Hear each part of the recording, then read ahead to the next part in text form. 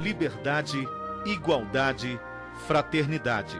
Desde que se instalou no Brasil há mais de 2 séculos, o ideal maçônico vem atraindo brasileiros que trabalham para a construção de um país forte e soberano.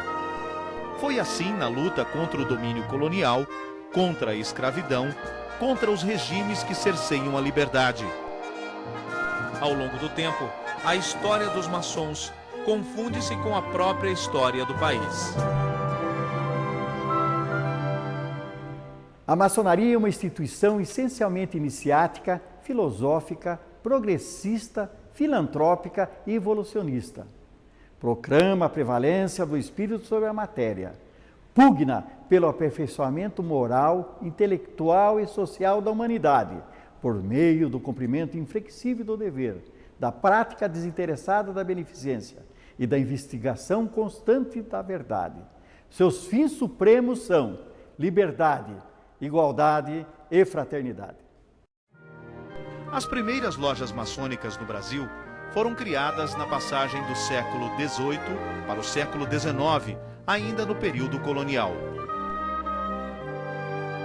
Em 1822, quando se intensifica a campanha pela independência do país, surge no Rio de Janeiro a primeira obediência brasileira, o Grande Oriente Brasiliano, ou Brasílico.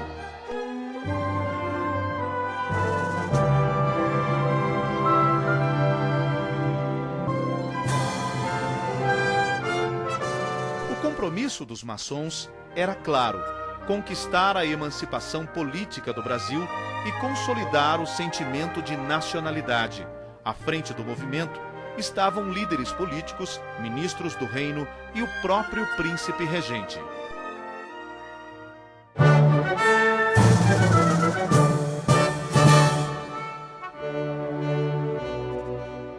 Os maçons José Bonifácio de Andrada e Silva, ministro do Reino, e o jornalista Joaquim Gonçalves Ledo eram os principais dirigentes da ordem maçônica e líderes do movimento.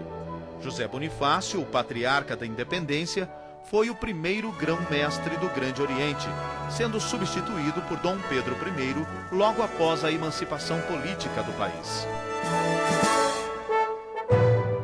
Independente de Portugal, a ex-colônia luta para afirmar-se perante as outras nações. O imperador e grão-mestre vê-se impelido a suspender oficialmente as sessões da obediência maçônica. Em 1831, quando Dom Pedro I abdica do trono em favor do filho e retorna a Portugal, os maçons continuam as atividades. Em outubro, é reconstituído o Grande Oriente. Um manifesto aos maçons de todo o país e às obediências estrangeiras anuncia a retomada dos trabalhos com força e vigor. Com o imperador Dom Pedro II ainda criança, regentes governam o Brasil. O período regencial apresenta clara efervescência, com revoltas e movimentos separatistas eclodindo por todo o país.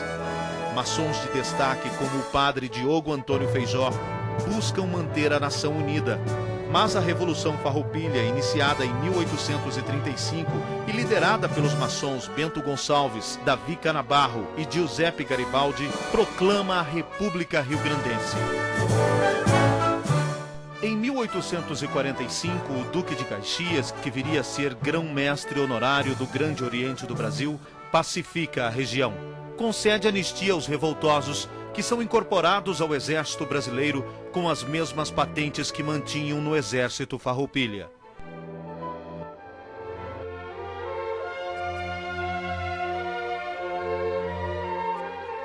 Eusébio de Queiroz, mentor da lei que extinguiu o tráfico de escravos em 1850, era maçom. Mas a escravatura sobrevivia devido às novas gerações que aqui nasciam. 21 anos depois, a Lei do Ventre Livre, que declarava libertas as crianças nascidas de escravas, foi idealizada pelo Visconde do Rio Branco, chefe do gabinete ministerial do Império e grão-mestre do Grande Oriente.